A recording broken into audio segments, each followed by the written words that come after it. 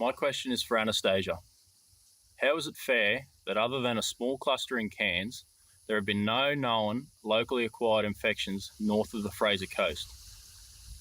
Yet we North Queenslanders are subject to the same draconian type restrictions as the South East. When will you start listening to us and lifting restrictions completely in areas with no active cases? When can we get back to business? You are crippling us. Callum, thank you very much, and that is an excellent question, and it's one that I'm constantly speaking to my Chief Health Officer about as well. But unfortunately, just because you may not have any COVID cases in your particular region, it doesn't mean that people aren't in quarantine.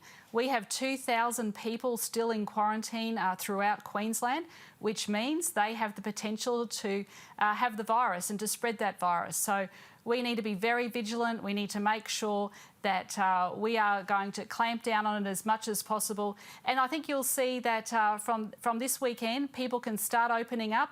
Our retail's been going very well over the last couple of weeks. It's slowly been growing. Apparently, a lot of the shopping centres were busy over the last weekend. So we're seeing jobs coming back. But of course, we have to be very cautious. The Chief Health Officer tells us that.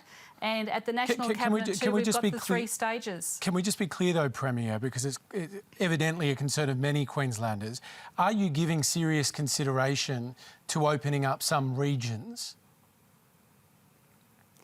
It depends on the quarantine. Most of our regions still have quarantine. So my Chief Health Officer is telling me at the moment that all of Queensland can go to this step 1.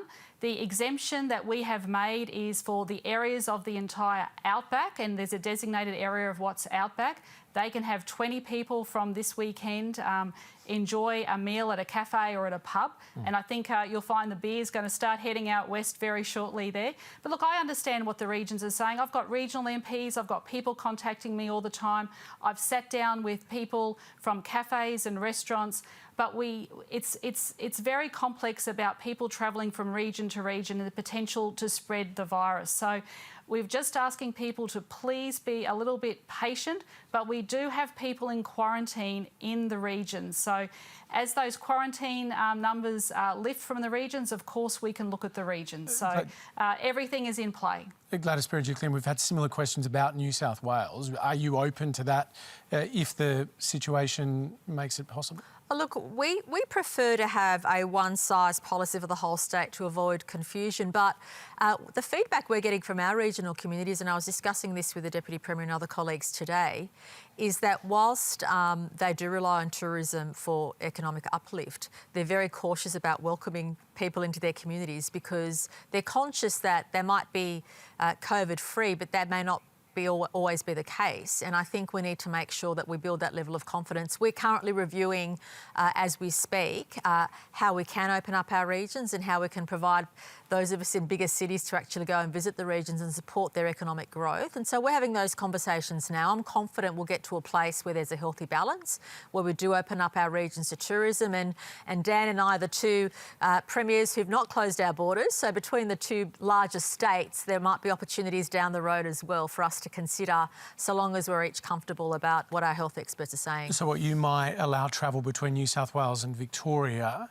Well, technically, the border communities aren't prevented from going to the other side of the border, and that's why we kept the decision we did in New South Wales. We didn't want to, because communities, whether it's Albury-Wodonga or others or up north in the Tweed, they don't see the distinction of a border.